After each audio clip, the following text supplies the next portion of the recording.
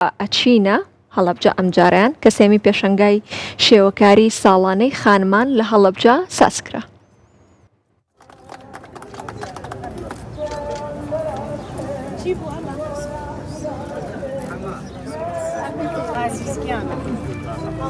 بەڕێوەبەرایەتی گشتی ڕۆشنبیری و هونەری هەڵەبجە لە چوارچێوەی گرنگیدان بە هونەری ژنان و دەرخستنی تواناکانیان لە بواری هونەری شێوەکاریدا سێمین پێشەنگای ساڵانەی شێوەکاری خانمانی کردەوە.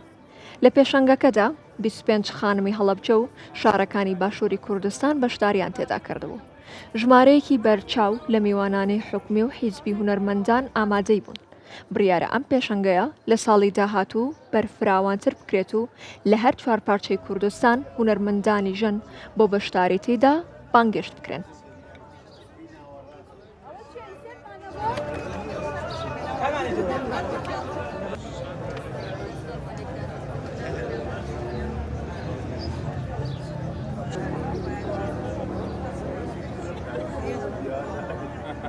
بە شێوەکاری بەڕێوەبەرایەتی گشتی ڕۆشنبیری و هونەری هەڵەبجەوەکو نەریتێکی ساڵانە هەڵمانیاوە شێوەکارانی سنووری پارێزگای هەڵەبجە کۆ بکەینەوە و پێشانگایان بۆ بکەینەوە، بەڵام ئەم ساڵ هەڵمانیا جیاواز لە ساڵانی ڕابردوو بێ بتوانین بچینە دەرەوەی هەڵەبجە. ئەم ساڵ چەمچەماڵمان لەگەڵە سێسایقمان لەگەڵ هەڵمانمان لەگەڵە ئەمە مای خۆشحاڵیە و هەڵمانیاوە دەرگای بەش شێوەکاری کراوەیە بە ڕووی سەرجەم شێوەکاران بەبێ جیاوازی.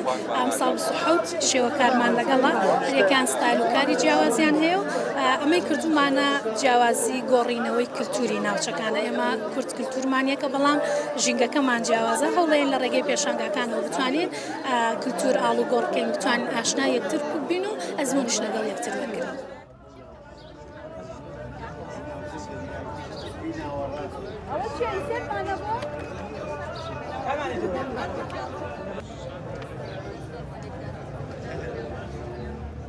من 5 ساڵە مامۆستام و هەر 5 ساڵەکە بەشداریم کردووە لە پێشانگای شێوەکاریە، بەڵام ئەمە دووەم جارمە لە هەڵەبجە بەشداری یەکەم و ساڵانە بە مەوادی تر و بە بۆی زەیتی و بۆی ئەکریلیکەوە ئیشم کردو، بەس ئەمساڵ ئیشەکانم جیاوازتر بوو، ماتریاڵی ترم هێناوەتە ناو ئیشەکەمەوە بە تێکسچەر ئیشم کردووە و زیاتر ئیشەکانم بۆ جوانکاری بۆ ناو ماڵ بەکاریە.